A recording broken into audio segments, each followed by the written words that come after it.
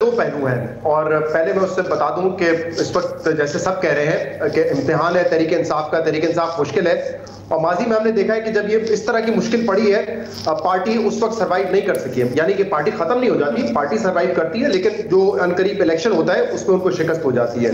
मैं अब वो दो जो मामला है वो आपके सामने रखता हूँ। एक तो देखें, इसमें किसी को शक नहीं होना चाहिए और कोई दबे अल्फाजों में नहीं, खुल के इस चीज की मजम्मत करनी चाहिए जो जलाओ घेराव इस मुल्क में हुआ, चाहे वो प्राइवेट प्रॉपर्टी पे हुआ, चाहे पब्लिक प्रॉपर्टी पे हुआ, चाहे मिलिट्री इंस्टॉलेशन पे हुआ। आपको उसकी खुल के मजम्मत करनी चाहिए और उनमें जो जो मुलविस हैं उनको सजा होनी चाहिए, गिरफ्तार करना चाहिए। मेरी नजर में आर्मी एक्ट के थ्रू या सीक्रेट एक्ट के थ्रू नहीं, पाकिस्तान में जो क्रिमिनल प्रोसीजर सिस्टम है, जस्टिस सिस्टम है, उसके थ्रू करना चाहिए, लेकिन उनको सजाएं होनी चाहिए। इस बात की इजाजत नहीं हो सकती।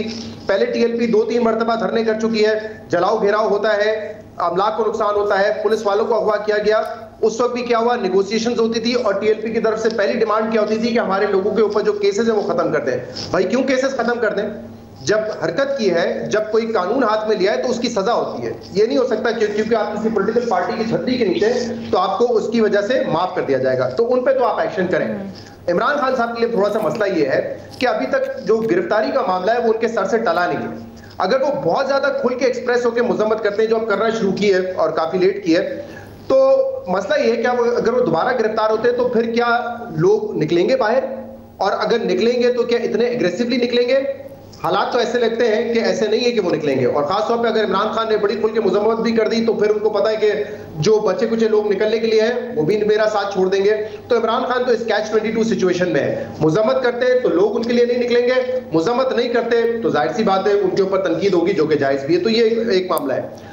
दूसरा मामला ये है कि जो लोग अब छोड़ के जाने लगे हैं, देखिए इसमें से जेन्युइन लोग हो सकते हैं जिनको बहुत बुरा लगा हो कि इस तरह की पुरतशद्दुद सियासत नहीं हो सकती, नहीं होनी चाहिए, उस वजह से वो नाला हो, लेकिन बाय एंड लार्ज मेरे ख्याल से इस वक्त वो प्लेबुक, वो टेम्पलेट इन प्लेस है जो हमेशा होती है जब किसी पार्टी को तोड़ना होता है इलेक्शन से पहले। मरियम नवाज साहिबा जब बार बार कह रही थी कि फितना है, क्रश कर दो, खत्म कर दो, सियासत में ये नहीं रह सकता, तो किससे कह रही थी? यानी कि वो आवाम से तो नहीं कह रही थी ना, जो उनके सामने है, किसी ना किसी से गुजारिश कर रही थी, अपनी ख्वाहिशात का इज़हार कर रही थी, तो वो होना तो था।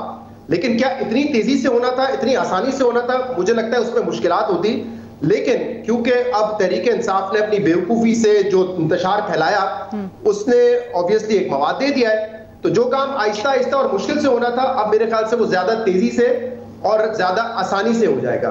तो जो आपने इस्तेलाह इस्तेमाल की, बिल्कुल ऐसा ही है, सॉफ्टवेयर अपडेट होगा लोगों का। मौलवी महदूद को अरेस्ट किया गया था, अगले दिन उन्होंने आके प्रेस कॉन्फ्रेंस कर दी। अली जैदी साहब को उठाया गया, फिर उनको एमपीओ के तहत घर में नजरबंद कर दिया गया। अब अली जैदी साहब आज कह रहे थे कि ये तहरीक इंसाफ नहीं है जो जलाओ घेराव कर रही होती है, और इसीलिए वो अपने आपको एक तरीके से डिस्टेंस करना चाह रहे थे। 2014 में भी हुआ, सुप्रीम कोर्ट पे पार्लियामेंट पे हमला हुआ, पीटीए पे हमला हुआ, अली जैदी साहब ने तो नहीं मजम्मत की, नहीं छोड़ के गए। 25 मई को हुआ, हमारे सामने ब्लू एरिया में दरख्त जलाए गए, तब भी कुछ नहीं हुआ। तो ये वक्त आपने मुख्तलिफ औकात पे देखा है कि तहरीक इंसाफ ने बहुत सारे, बेशुमार, ऐसे नहीं है कि हर, बहुत सारे पीसफुल उन्होंने प्रोटेस्ट किए, बहुत मरतबा जलसे किए, जलसे करके चले जाते हैं, लेकिन 2-3 ऐसे 4 बड़े वाकयात हैं जहां पे आपने देखा है कि उनकी जमात की तरफ से वायलेंस हुआ है। तो अली जैदी साहब उस वक्त तो नहीं बोले थे इस हवाले से कि नहीं तहरीक इंसाफ में वायलेंस कहां से आ गया, आज वो कहते हैं वायलेंस कहां से आ गया, वायलेंस था। तो लेकिन जब सॉफ्टवेयर अपडेट होता है तो फिर आप अपने आप को डिस्टेंस करने की कोशिश करते हैं। तो मेरी नजर में तो कोई शक की बात नहीं है। 2017-18 में नून लीग नवाज शरीफ को पहले करप्ट डिक्लेयर किया, डिस्क्वालीफाई किया, उनकी पार्टी तोड़ने का अमल शुरू हुआ, जो लोग दूसरी जमातों में थे उनको तोड़ के तहरीक इंसाफ में लाए गए। 2012-13 में पीपल्स पार्टी पे बड़ा क्रैकडाउन हुआ था, कुछ लोग तहरीक इंसाफ में उस वक्त भी शामिल हुए थे, कुछ कहीं और चले गए थे। तो मुझे लगता है वही टेम्पलेट है, वही प्लेबुक है। बट हमारे पास क्या तहरीक इंसाफ की कोई बेहतर सियासी स्ट्रेटजी होगी जिससे वो अपने आप को बचा लेंगे? माजी में तो ऐसा नहीं हुआ है, अब क्या होगा ये आने वाला वक्त बताएगा।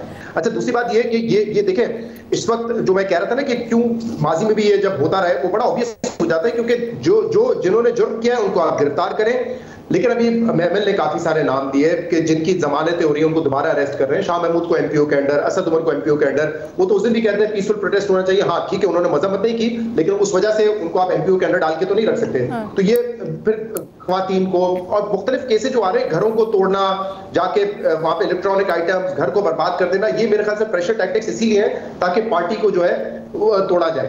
अच्छा, एक बात जो अभी सोहेल साहब ने की बड़ी इंपॉर्टेंट है कि इमरान खान साहब जो है वो जाहिर सी बात है फौज ने उनको बनाया, अब उन्हीं उससे उनके इख्तलाफ हो गए, कैसे हो गए? मेरे ख्याल से इसमें कोई अचंभे की बात नहीं है। इमरान खान हो या कोई और हो, अगर ऑर्गेनिक तरीके से लीडर नहीं आएगा, फौज उनको बना के सामने प्रेजेंट करेगी, लड़ाई इनएविटेबली होगी।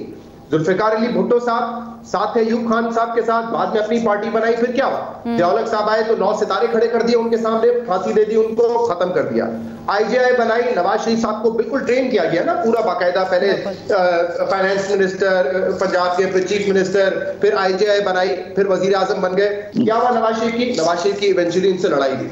फिर इमरान खान साहब को बनाया, 8-10 साल उसमें लगे, क्या हुआ? इवेंचुअली इमरान खान साहब की लड़ाई हुई। तो ये इमरान खान साहब तक महदूद नहीं है, जिस लीडर को आर्टिफिशियली बनाया जाएगा, बाद में उनकी लड़ाई होगी। क्योंकि देखिए, जब आप वजीर आजम की कुर्सी पे पहुंच जाते हैं, पहले तो आपको मदद की जरूरत होती है, जब कुर्सी पे पहुंच जाते हैं आप कहते हैं मैं वजीर आजम हूं, मैं मुल्क के फैसले करूंगा, तो ये हो नहीं सकता कि आपके ताल्लुकात खराब ना हो। हाँ, अब इक्का दुक्का लोग हैं शहबाज शरीफ साहब की तरह, उनके पास जो आर्ट है शायद वो किसी के पास नहीं हो, वो बिल्कुल ही जो है खामोशी के साथ चल सकते हैं, वो मामला अलग है। लेकिन ये नहीं हो सकता कि आप कहें कि अगर इमरान खान की लड़ाई हुई, जो लीडर इस तरीके से आइंदा भी बनाया जाएगा, पावर मिलेगी, लड़ाई होगी उनकी।